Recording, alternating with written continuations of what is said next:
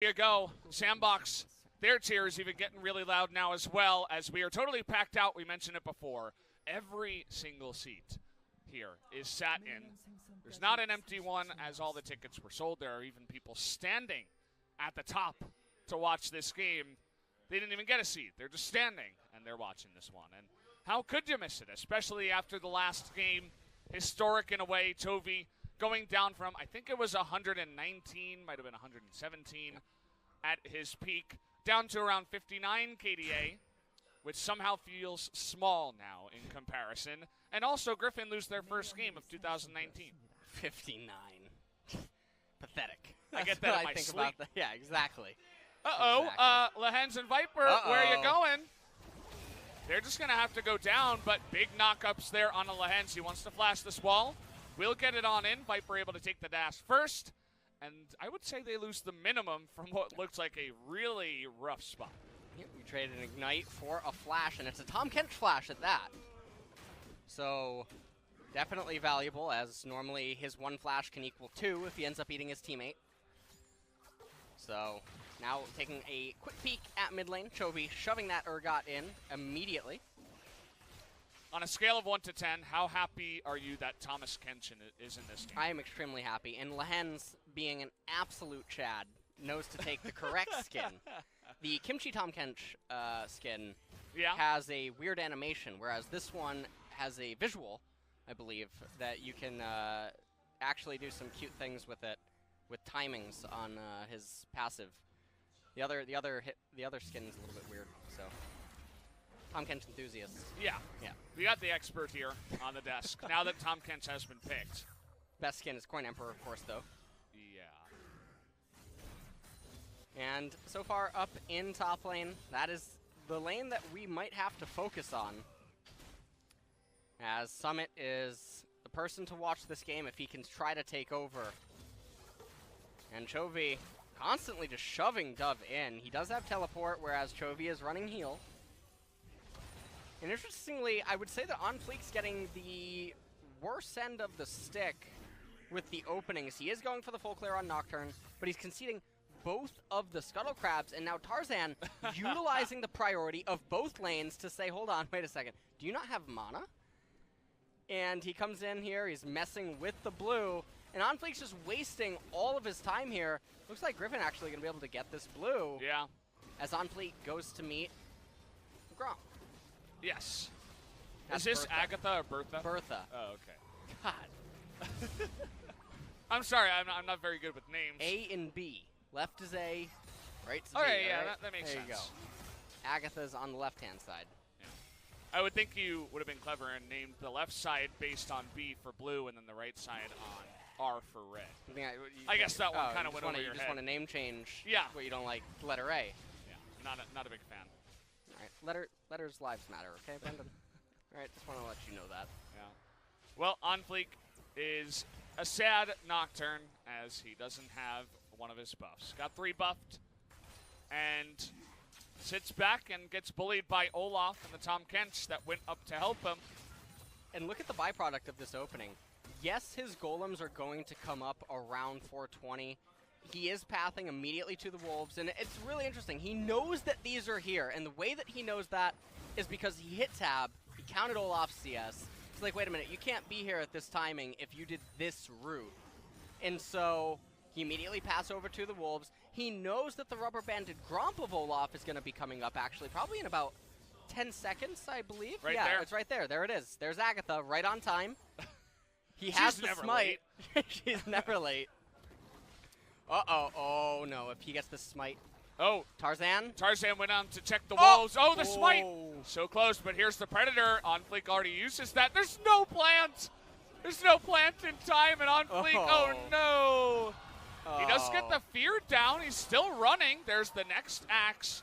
Yep. And the next one. And see you later. They'll hand that one over to the side of Chovy. Agatha as gave the him risk did not pay off. Oh, well, speaking of on time, Tarzan was on time as well to pick up that kill. Uh-oh. Uh-oh, Summit. I think one more auto and flash Q. Yep.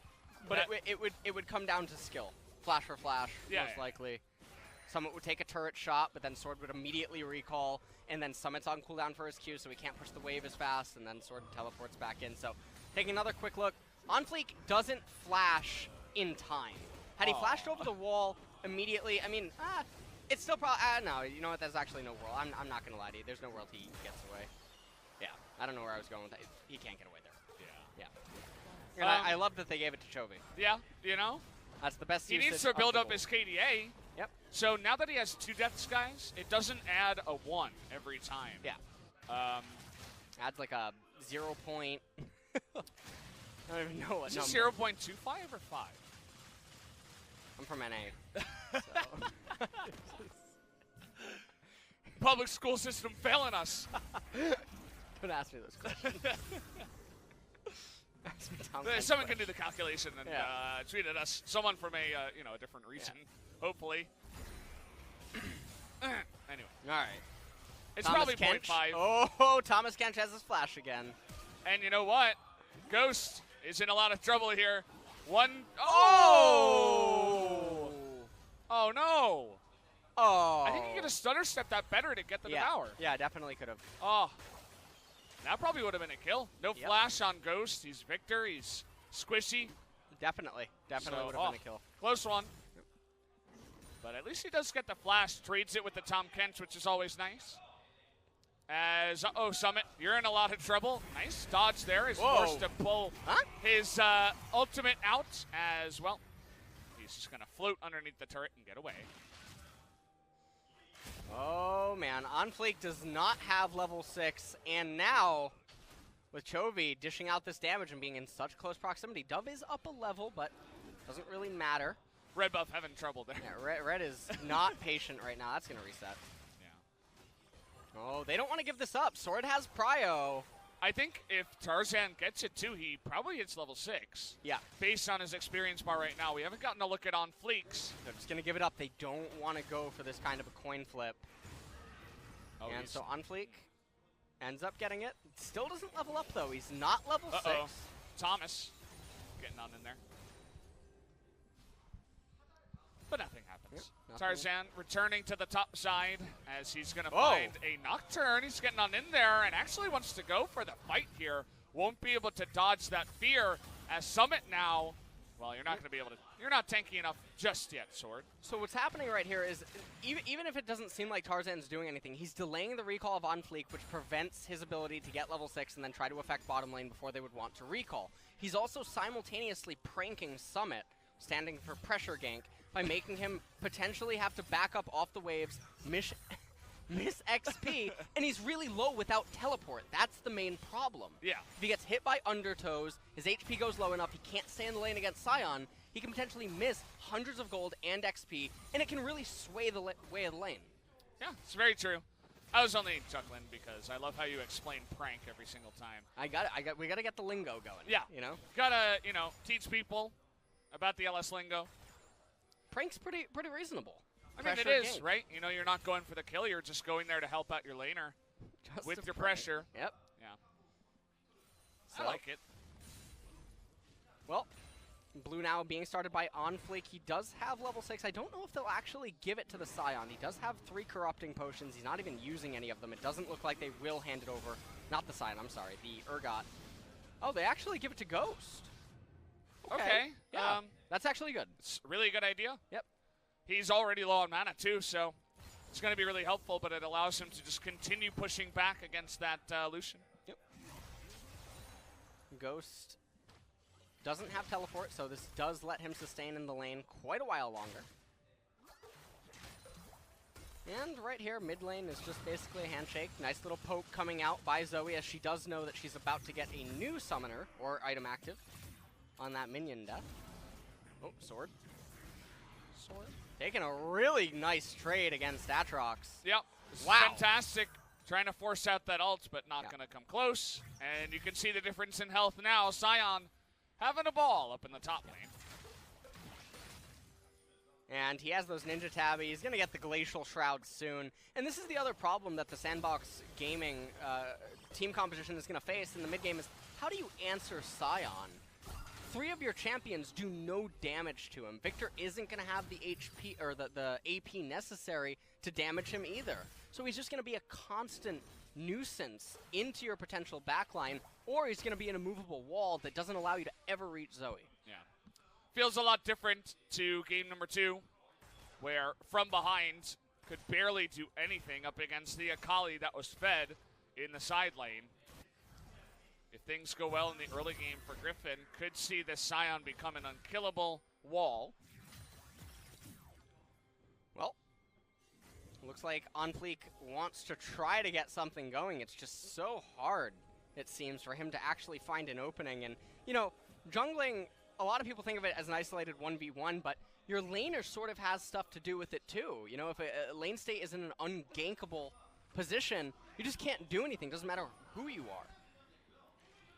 It's very true, and we had an interesting map play here where both Joker and Ghost were heading up. Now, Ghost was about to get his TP back, so in case a fight broke out around the Rift Herald, he would have been able to get back down to the bottom lane. And in fact, Viper not going to stick around to pick up the plate at the same time. So Victor goes back down, clears it up, and Rift Herald is started here by the side of Griffin. Magnificent auto attacks by Thomas. Of course they take it off the screen, it's the best part. And now, I mean, Griffin almost at a 2,000 gold lead. Mountain Drake is up, and when you know that the enemy is actually doing Herald, why didn't Nocturne just path immediately into the Mountain Drake? I mean, look at the ward coverage that they have around it, and maybe you can think to yourself, okay, well, Thomas has the Abyssal Voyage. He can just come to the mountain. Well, Summit was under a lot of pressure anyway.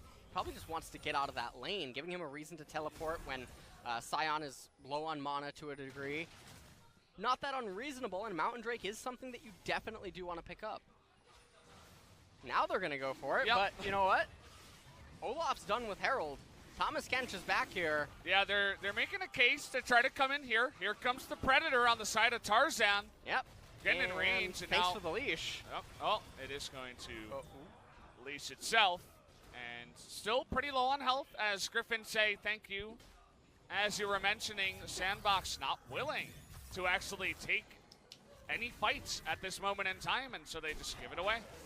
Yeah, it was a really nice leash by Sandbox, and now they're falling behind in tempo, and now with no real objective on the right-hand side, but Herald also having been taken, the laning phase can just continue as is. There's no reason to rotate your bottom lane up to the top half of the map to be in close proximity to that Rift Herald.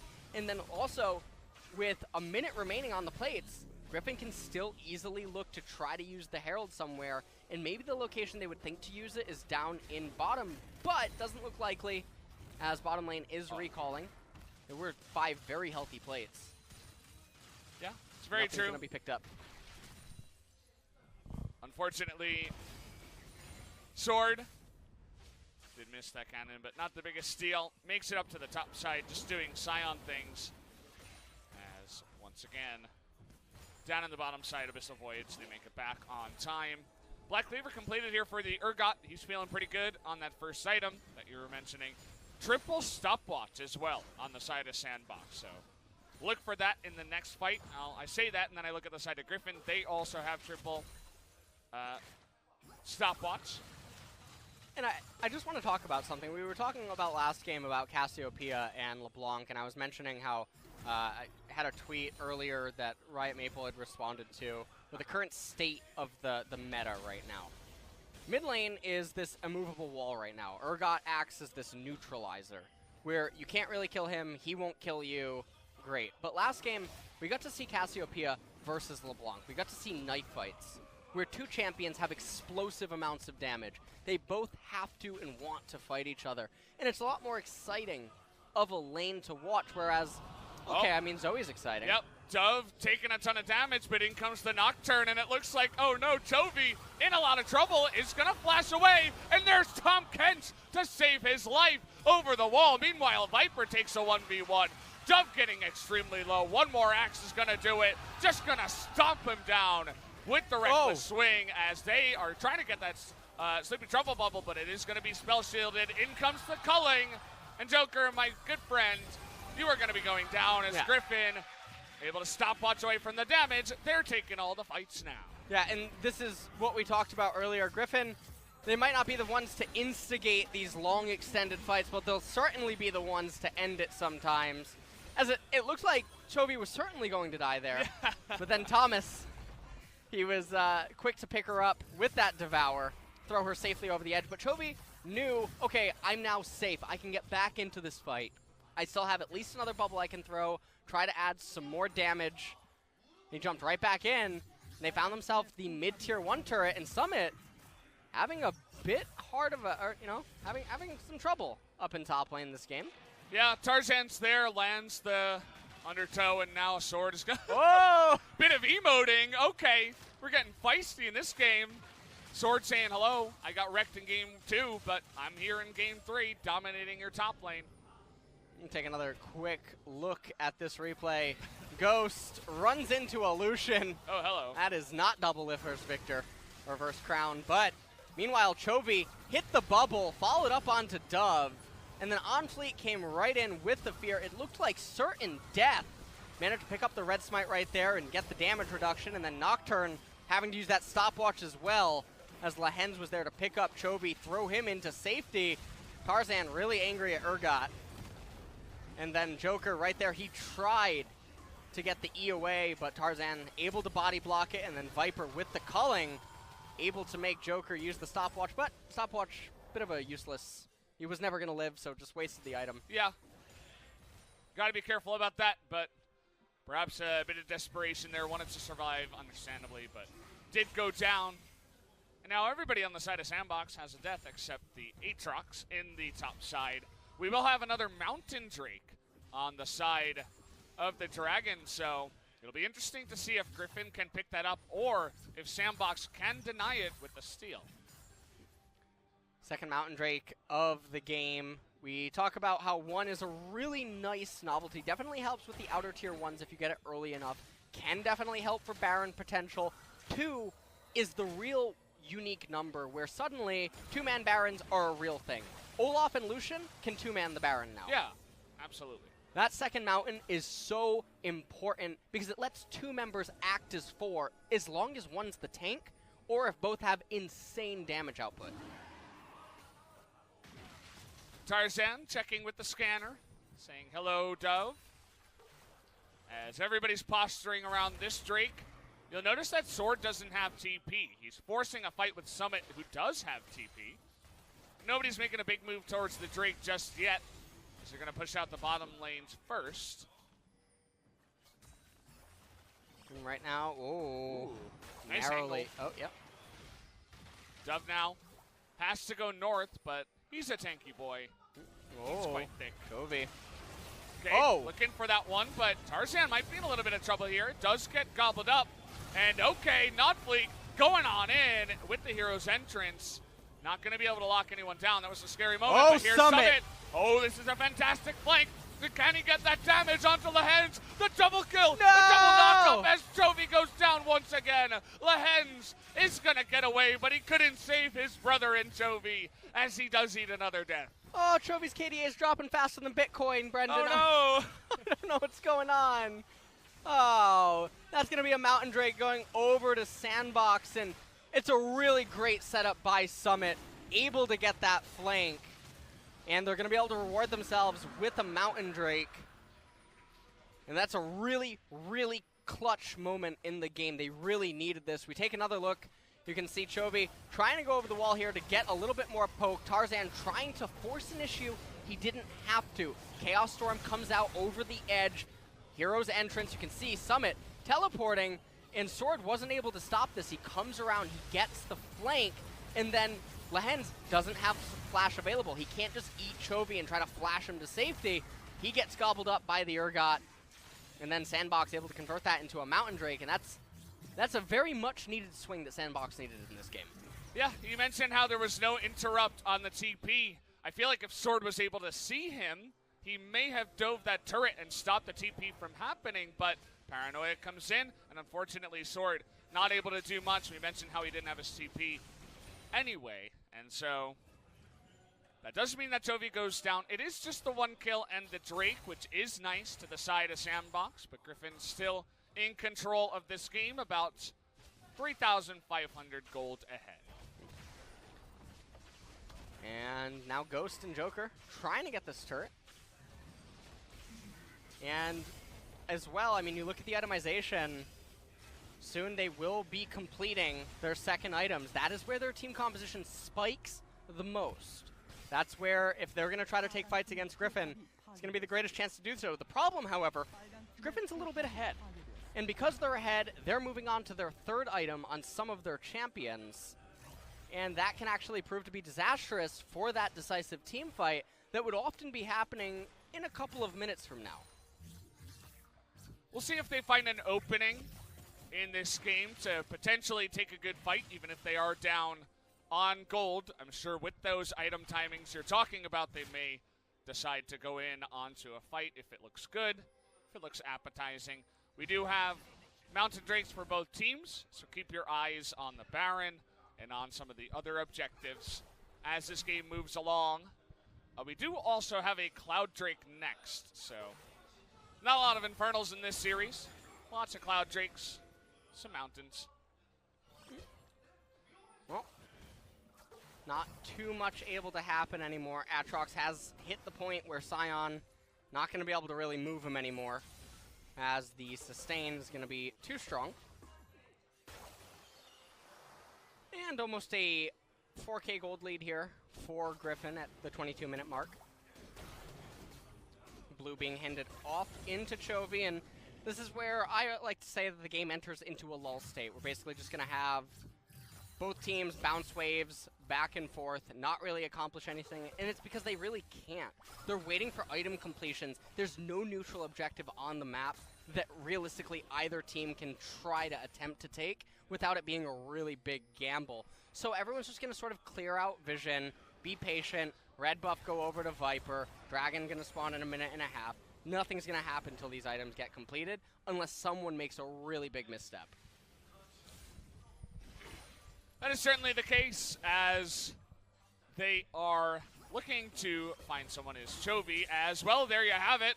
One Trouble Bubble lands. On Fleek is going to block with the Spell Shield, but Chovy specifically, level 14, has that big ability to just get on in there with these walls at the red side jungle of the red team, throw Trouble Bubbles over them, and just be, in general, very annoying. And if you find the meaty part of the sandbox, you find that Victor, you're going to be very happy if there's no one there to protect him.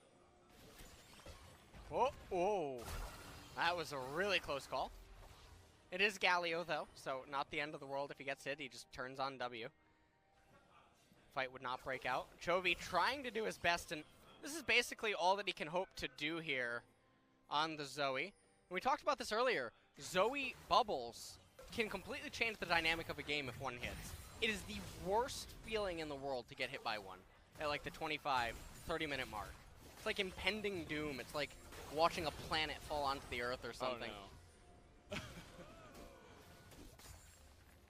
Yeah, it definitely feels bad. We've all been there against a fed Zoe. Just remember the last time Chovy played Zoe. I think it was against Jin Air or something as well, where he just like demolished them. He was something like 11-0. By the end of the game, he was having a fun time. Not quite the case this time around. He's not running away. He is just 1-1-1 on his KDA for this game. So, looking to get some more needlessly large rods, maybe a cool hat. Has the defensive arm guard as well, just for a bit of safety against all that AED in the top side of the map. Well, here we're having the Cloud Drake be taken by Griffin, and we're going to take a look at what the next, another Cloud Drake. Really unfortunate, but I guess Sandbox given a chance to equalize that with a Cloud Drake of their own if they could get to it.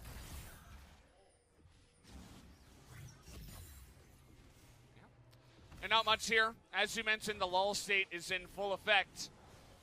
Not the lull state, Brendan. All right, Twitch chat probably likes that. No. What do you call it?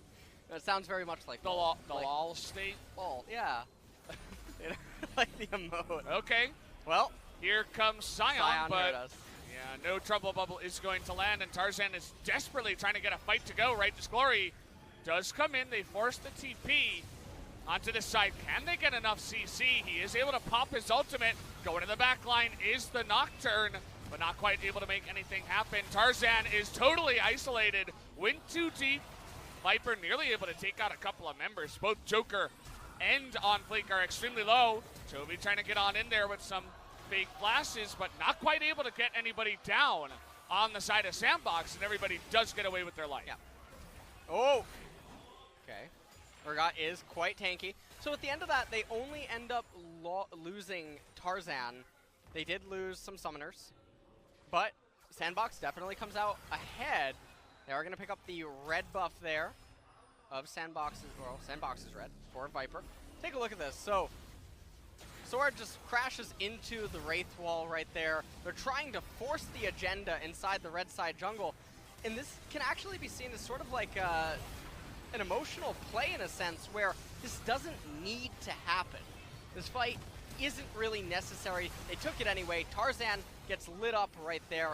Viper so close to being able to pick off Joker. And also, On Fleek almost went down himself. Not quite at the end there. Airy ain't no thing. He's going to be fine. Gets away. Still only on the one death. And maintains his GA, most importantly, which means that he can continue to just go all in every single time. That's the combo with the Galio support that they do have. You can always go in without thinking too much about it, onto the squishiest champion. Zone everybody away, especially if you know you have Galio behind you, and especially if you have your GA and you know that it will delay your eventual death, even in the case of a bad team fight. Speaking of team fights, one probably is going to be brewing here in a couple of moments' time, although the dragons that have spawned, double cloud back-to-back, certainly not helping with the ability for both teams to basically just say, hey, we're not actually going to fight. No one's going to achieve anything. We're going to lock each other in to this 3K, 4K deficit or gap between us, but that's pretty much it. And as the game continues to go on, a gold gap of 3 or 4K at 35 minutes, it doesn't really mean anything. Yeah, you're exactly right. And I want to bring your attention to the top side near the Baron. The vision there from Sandbox is stellar. They had a triangle of control wards towards the top lane, even. And that one in the backside of the pit is a little bit too deep. They're going to bring Viper on the back and escort him so that he can get this down as Griffin looked to reclaim some of the vision. That was very nice from the side of Sandbox. Now at this point, Dragon up in a minute. Probably Griffin looked like they're the one in the driver's seat, likely going to be able to just pick that up immediately. Curious to see if they'll actually wait a little bit before consuming it to guarantee the force of an Elder spawn or not.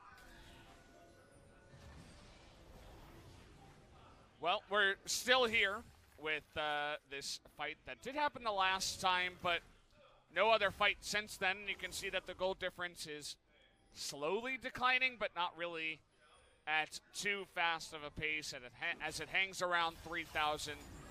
No gigantic change overall as, oh yeah, Tarzan didn't get the redemption this game. Actually just went pretty standard in this one. Kind of interesting. And for viewers that have been watching for the last 10 minutes, those are not typos at the top. This is indeed Griffin versus Sandbox, not Gen G versus Jin Air. Yes. So, even though the game is not having anything happen, this is indeed the two undefeated teams in the league right now. Cloud Drake. They're struggling. So here's the interesting point. If you take the Cloud Drake immediately, it forces another elemental dragon to spawn. If you wait until 30 minutes, it causes the Elder to spawn. And it looks like neither team really going to get that option available to them. And so now we're guaranteed to get an Elder. Okay, here comes Sword trying to land that big stun over the wall. Get that on top of Summit. He's really the target here, but Joker also getting low. And Summit in a lot of trouble here. Gets over the wall himself, does have a GA. They really want to get it. There it is. And now Sion can just do his thing. See you later, Aatrox. That's going to be 2 kills to the side of Griffin, as perhaps they make their way towards the Cloud Drake now after getting their nice little bounties. I really hope that the Cloud Drake was worth it. That was definitely going to cost them the game if they lost that. Yeah, you know, probably not good to funnel yourself in up against this kind of composition too. As, on Flake. Looks like maybe he was clearing out a ward, but now he does not have his flash. They needed the MS. That was the most important part. They needed that movement speed that Drake was going to offer. Let's look at it again. So here we have Sandbox, who are trying to stall the game, committing all their resources in to capture the 100 gold Cloud Drakes so that their champions that are permanently on the defensive can have some bonus movement speed. And here, Sword, you can see he sort of has a pseudo wraparound flank, and Tarzan able to just charge in there. Summit next to go, ends up losing his Guardian Angel to boot. And 10 minutes climax like that. Sandbox were doing a very good job at turtling and stalling, and to see it thrown away over something as small as a Cloud Drake is really sad. Yeah, I mean, I'm glad you call it out because they were doing so well, and that wasn't worth it, 100%.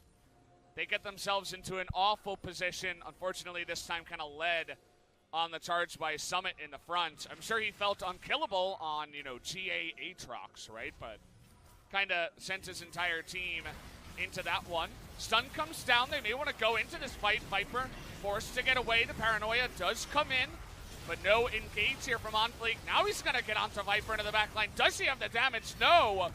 As his GA will eventually go down. Aatrox also doesn't have his health. Yeah. He's forced to get away from this one. OnFleek and Joker go down, and a couple more kills do go the way of Griffin. And wow, okay, here we go. We got some more fighting. The Abyssal Voyage coming on in. Zoe is unbelievably fast on the backside. They're just wrapping around, trying to get all the kills as Sandbox Gaming once again from behind try to force a fight. They're going to be punished for it this time around. Yeah, in Sandbox's team composition, I mean, had they taken this fight before the Clown Drake Fiesta, maybe they would have had a better chance. But like what we were talking about earlier, this team comp peaked at 2 items. Griffin isn't on even footing. They were really far ahead prior to this fight. And Sandbox's team comp had to be ahead. So the fact that they were as far behind as they are, I mean, it doesn't spell good things for them. And I can't see a way that Sandbox can recover in this game. Just take a look at this team fight. Sion right in the front. This is what you want. Lucian and Zoe able to play front to back. Sion and Olaf acting as basic peelers that are also simultaneously threatening the backline. Summit getting manhandled up in the top. And then even though Galio and friends try to go onto Viper, they don't have enough damage, and Victor can never actually reach the backline. Yeah, it's just kind of a botched fight from there, as Griffin, in fact, in their composition, they do have many ways to get behind you and catch up to you, especially with the Cloud Drake. So once the dominoes started falling, you knew many, many more were coming.